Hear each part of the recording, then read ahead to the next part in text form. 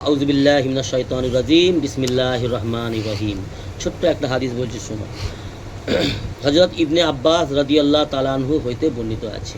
হযরত ইবনে আব্বাস রাদিয়াল্লাহু তাআলা আনহু বলেন, রাসূল পাক সাল্লাল্লাহু আলাইহি ওয়াসাল্লাম ও তাহার পরিবারের লোকেরা একে ধারে বহু রাত খালি পেটে অনাহারে কাটাইতেন। হযরত ইবনে আব্বাস রাদিয়াল্লাহু তাআলা আনহু বলছেন, ইবনে আব্বাসকে আব্বাস রাদিয়াল্লাহু তাআলা আনহুর ছেলে, আমাদের নবীজির চাচাতো ভাই। আমাদের নবীজির চাচা ছিলেন আব্বাস, আর তার ছেলে কে হবে? নবীজির চাচাতো ভাই। তো কি বলছেন উনি? রাসূলুল্লাহ সাল্লাল্লাহু আলাইহি ওয়াসাল্লাম ও তাহার পরিবারের লোকেরা, রাসূলুল্লাহ সাল্লাল্লাহু আলাইহি ওয়াসাল্লামের স্ত্রী অনেক ছিল, একসঙ্গে 7খানা 8খানা স্ত্রী ছিল একসঙ্গে। জি, কথা বুঝে আসছে? একসঙ্গে 7খানা 8খানা স্ত্রী একসঙ্গে ছিল। তো তাহার পরিবারের লোক মানে আমার নবীজির স্ত্রীগণ, রাসূলুল্লাহ সাল্লাল্লাহু আলাইহি ওয়াসাল্লাম ও তাহার পরিবারের লোকেরা একাধারে বহু রাত্রে অনাহারে রাত কাটাতো, মানে না খেয়ে। কথা বুঝে আসছে? খালি পেটে রাত কাটাইতেন। তাহাদের নিকট রাত্রের খাবার থাকিত না। তাহাদের কাছে রাত্রের খাবার, আর আমাদের ঘরে অনেক আছে আল্লাহর রহমত, কিন্তু তাদের কাছে 2 টাইম পেট ভরে খাবার থাকতো না, কিন্তু তারা আল্লাহর হুকুম রাসূলুল্লাহ সাল্লাল্লাহু আলাইহি ওয়াসাল্লামের সুন্নত ছাড়তো না। আর আজকের দিনে আমাদের মুসলমান সমাজে ঘরে টাকা পয়সারও অভাব নেই, খানারও অভাব নেই। জি, 3-4 রকমের সবজি, জি, মাছ মাংস সবজি বিভিন্ন রকম, টাকা পয়সার খাবার দাবারের অভাব নেই, কিন্তু আমরা আল্লাহর হুকুম নবীর সুন্নত ঘর থেকে বের করে দিয়েছি। এই হচ্ছে আমাদের মধ্যে তাদের মধ্যে পার্থক্য। আর দাবি করি আমরা কি? নবীর জন্য জান দিয়ে দেবো। কী করবো?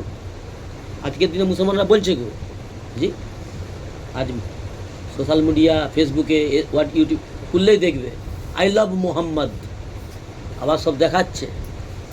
আই লাভ মোহাম্মদ লিখার কারণে গ্রেপ্তার হয়েছে ইউপিতে, কানপুরে। তো এখন মুসলমানদের ইমানে জোশ উঠেছে, ভালো জিনিস, ইমানের জোশ আসা ভালো জিনিস, আই লাভ মোহাম্মদ বলা ভালো জিনিস। কিন্তু এটা যদি মৌখিক দাবি হয়, এটা যদি মৌখিক হয়, লাভ হবে? আন্তরিকতার সঙ্গে হতে হবে। আর আন্তরিকতার সঙ্গে মানে কি বুঝায়? মুহাম্মদকে মহব্বত করা আর মুহাম্মদের সুন্নতকে ইতাআত করা।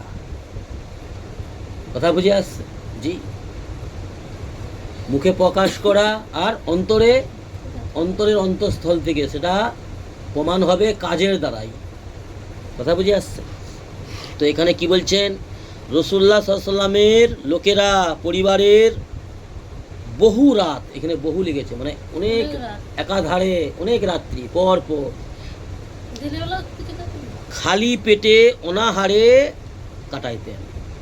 এমন লেখা আছে, আম্মা আয়েশা রাদিয়াল্লাহু তাআলা আনহাকে জিজ্ঞাসা করেছেন তার ভাগনা আসমা রাদিয়াল্লাহু তাআলা আনহার ছেলে আম্মা আয়েশাকে মানে খালামাকে জিজ্ঞাসা করছে, ইয়া রাসূলুল্লাহ সাল্লাল্লাহু আলাইহি ওয়াসাল্লাম, আপনাদের ঘরের কিছু কাহিনী বলুন, কিছু কথা বলুন, আমাদেরকে কিছু জানান আপনাদের ঘরের ফ্যামিলির কাহিনী, আপনাদের স্বামী স্ত্রী। বলে বেটা, ভাগনাকে বেটা বলছে। ভাগনা তো, ভাগনাকে বেটা বলা যাবে? বেটা, 2 মাস আমাদের ঘরে চুলা জ্বলত টানা 2 মাস ঘরে চুলা জ্বলত নি, সবজি নামে কোনো জিনিস তৈরি হতো নি। তাহলে কি হতো? শুধু শুকনা রুটি, খেজুর, পানি, এই দ্বারাই তাদের জীবন, আমার নবী সাল্লাল্লাহু আলাইহি ওয়াসাল্লামের জীবন গেছে। আর আমরা গলাবাজি করি, নবীর জন্য জান দিয়ে দেবো। জানের প্রয়োজন নেই, আমার নবীজি কারো জানের প্রয়োজন নেই। আমার নবী বলেছে, আমার উম্মত, আমার বন্ধুরা, আমার সাথী সঙ্গীরা, তোমরা আমার সুন্নত মেনে চলো, তোমাদের জানের প্রয়োজন নেই। কিন্তু আজকের সমাজে মুসলমানরা সুন্নত মানবেনি, কিন্তু জান দিয়ে দেবো। পাগলের দল, কথা বুঝে আসছে? আর এই পাগলদের সাইজটা করবে আল্লাহ। মহব্বতের দাবি করা ভালো জিনিস, কিন্তু কাজে বাস্তবায়ন করতে হবে, সুন্নত পালন করতে হবে। সেই হচ্ছে প্রকৃত আশিকে রসুল, যে নবীর ইতাআত করবে, অন্তর থেকে কাজ করে দেখিয়ে দেবে যে আমি আশিকে রসুল। তো কি বললেন? তাহাদের নিকট রাত্রের খাবার থাকিত না, আর তাহাদের খানা সাধারণ জবের রুটি হইত। তিরমিজি শরীফের হাদিস, তিরমিজি শরীফের হাদিস। আরেকবার বলছি, হাদিসটা শুনে বলবে আমাকে, কি শুনলে? হযরত ইবনে আব্বাস রাদিয়াল্লাহু তাআলা আনহু হইতে হাদিসটি বর্ণিত আছে। রাসূল পাক সাল্লাল্লাহু আলাইহি ওয়াসাল্লাম ও তাহার পরিবারের লোকেরা একাধারে বহু রাত খালি পেটে অনাহারে থাকিতেন। তাহাদের নিকট রাত্রের জন্য কোনো খাবার থাকতো না, এক টাইম কোনো কিছু খেত, সাধারণ খানা, রুটি আর মধু বা খেজুর বা পানি দিয়ে রুটি, এক টাইম। আর রাত্রের কোনো খাবার থাকতো না। আর তাহাদের খানা সাধারণ হতো, সাধারণ, পানি দিয়ে রুটি, ইয়া ফির মধু দিয়ে রুটি, ইয়া ফির শুধু খেজুর আর রুটি। যদি করতো সুরা জাতীয় জিনিস, ডাল জাতীয় জিনিস, পাতলা ঝোল টাইপের জিনিস দিয়ে রুটি খেত। তাহলে তাদের খানা হইতো একদম সাধারণ জবের আটার রুটি। জব, তখনকার দিনে জব একটা জিনিস পাওয়া যেত, যেটাকে আমরা গেউ বলি।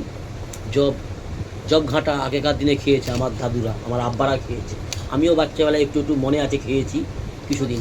কিন্তু না, জব মানে একটা গমের মতনই একটা জিনিস, ওটাও চাষ বাইরের দেশে হয়, অনেক দেশে, আমাদের দেশে আগে হতো, উঠে বন্ধ হয়ে গেছে। তো আমাদের সমাজে আজকের দিনে আল্লাহ পাক সচ্ছলতা খুলে দিয়েছে। রাসূল সাল্লাল্লাহু আলাইহি ওয়াসাল্লামের দুয়ার বরকতে আমার নবী সাল্লাল্লাহু আলাইহি ওয়াসাল্লাম দোয়া করেছিল আল্লাহর কাছে, আল্লাহ আমার উম্মতকে অভাবে ফেলো না, আমার উম্মতকে অভাবে ফেলো না। কারণ এরা অভাবে না পথভ্রষ্ট হয়ে যায়, না ঈমান ছড়িয়ে বসে। জি, এরা না অভাবে পড়ে জানে, যাতে করে দিশাহারা না হয়ে যায়, ঈমান না ছেড়ে বসে। কিন্তু আর এটাও বলেছে রাসূল সাল্লাল্লাহু আলাইহি ওয়াসাল্লাম একটা হাদিসের মধ্যে, যে তোমাদের অভাবের কারণে আমি বেশি ভয় পাচ্ছি না। সাহাবাদের সামনে বলছে, উম্মতের ব্যাপারে, আমাদের ব্যাপারে, তোমাদের অভাবের কারণে আমি বেশি ভয় করি না, বেশি ভয় হয় তোমাদের সচ্ছলতার কারণে। তোমরা সচ্ছলতা পেয়ে, সম্পদ পেয়ে, সুখ পেয়ে তোমরা বেশি আল্লাহর নাফরমান হয়ে যাবে। আর সেটাই আজকের দিনে হচ্ছে। আজকের দিনে অভাব নেই, অনেক টাকা পয়সার মালিক মুসলমান সমাজ, যত গরিব হলেও টাকা পয়সার অভাব নেই আল্লাহর রহমতে। স্বভাবের ভিখারি বেড়ে গেছে, কিন্তু অভাবের ভিখারি লাখে একটা আছে কিনা সন্দেহ। যদিও থাকে, আল্লাহ তাদের মদত করুক, সাহায্য করুক, কিন্তু স্বভাবের ভিখারি বেড়ে গেছে, টাকা সম্পদের মালিক নেই। আমার গ্রামে আছে, ভিক মেঘে এসি লাগিয়েছে ঘরে, পাথর বসিয়েছে ঘরে, এইরকম ভিখারি পৃথিবীতে অনেক বেশি। একটা মেয়ে মানুষ ভিক মেঘে, একটাই ছেলেও রোজগার করে, আর সেও ভিক মেঘে ভালোই রোজগার করে, বড় বিল্ডিং বানিয়েছে, এসি লাগিয়েছে ঘরে, পাথর লাগিয়েছে। এরকম আমাদের সমাজে অনেক আছে। তো অঢেল সম্পদ, টাকা পয়সা আল্লাহ দিয়েছে উম্মতকে, কিন্তু আল্লাহর নবীর সুন্নত ছেড়ে দিয়েছে, আল্লাহর হুকুমকে ছেড়ে দিয়ে বসে আছে উম্মত। বুঝে আসছে? আল্লাহ আমাদের দ্বীন ইসলাম মেনে চলার তৌফিক দান করুন। আল্লাহ আমাদের দ্বীন ইসলাম বুঝার এবং আমল করার তৌফিক দান করুন।